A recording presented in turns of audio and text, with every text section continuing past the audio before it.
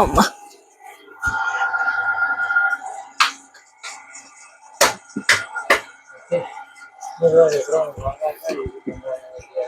అనిష్నా చూడండి ఫ్రెండ్స్, ఇట్లా మొత్తము మట్టిది మొత్తము స్మూత్ గా మొత్తం చేసుకొని అది మొత్తం నీట్ గా చేసుకోవాలి. ఎందుకంటే వడ ఎండ కొడుతుంది కాబట్టి అది మొత్తము పెచ్చులు పెచ్చులు అవుతుంది ఎండినట్లు.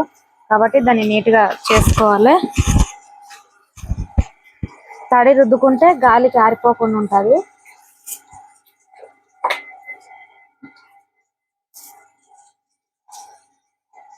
అట్లా వేసుకున్న తర్వాత మొత్తం మూతలు చేస్తాడు.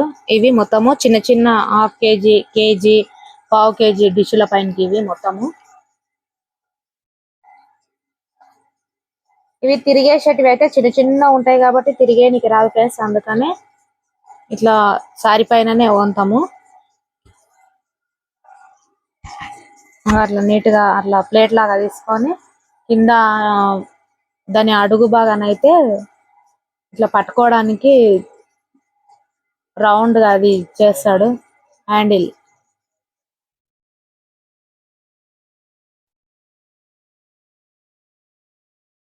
అట్లా కట్ చేసుకోవాలి.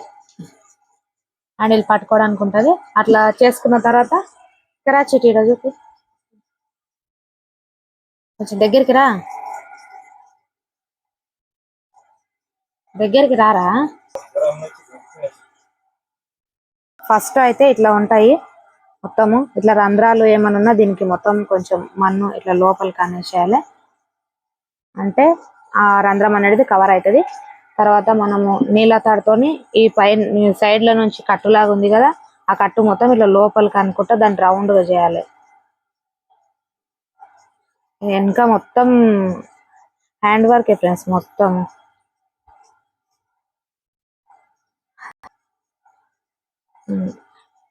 ఇట్లా మొత్తం రౌండ్ గా చేసుకొని ఫినిషింగ్ చేసుకోవాలి మొత్తం. ఇది స్పాంజి రౌండ్ మొత్తం ఇట్లా అనుకోవాలి. ఇక్కడ మొత్తం గలీజ్ గలీజ్ మొత్తం ఇదంతా వండు లేకుంది. ఆ వండు మొత్తం ఇట్లా నీట్ గా అనుకోవాలి స్పాంజి తోటి.